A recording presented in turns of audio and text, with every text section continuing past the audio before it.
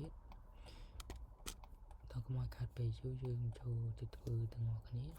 អូខេយើងវា comment អក្សរ T មកចុចក្នុងចំណុចនេះចុចមកនេះវិញមកអូខេចុចក្រោមនេះត្រង់នេះអូខេតោះមកយើងមកក្រោម30មក comment អក្សរ O អូខេ comment អក្សរ E លុបនេះចោលតោះមកយើងធ្វើការ copy វាអូខេ select អស់មក comment អក្សរ M ចុចត្រង់ចំណុចនេះដាក់ត្រង់ចំណុចនេះអូខេតោះអានេះមួយទៀតយើង comment អក្សរ T ដែរមកអូខេ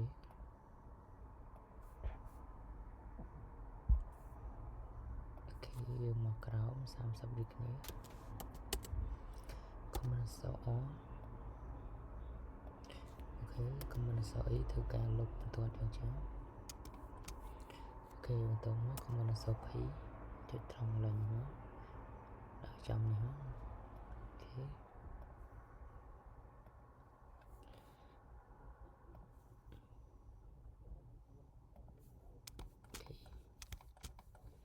តោះមកយើងធ្វើការគូសឡាយវា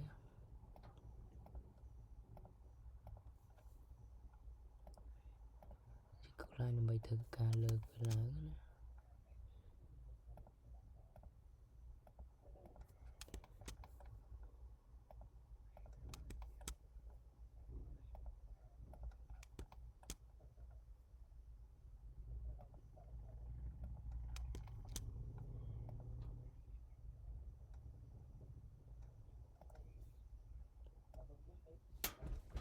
អូខេយើងបានប៉ុណ្្នឹងហើយយើងធ្វើការលើកវាឡើងមក comment អក្សរ P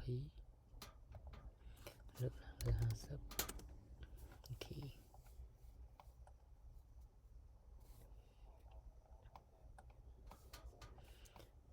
ជាការស្រេចហើយយើងធ្វើការលុបបន្ទាត់នេះចោលណា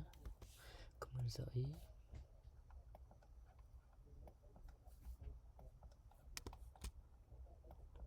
បាទនៅក្នុង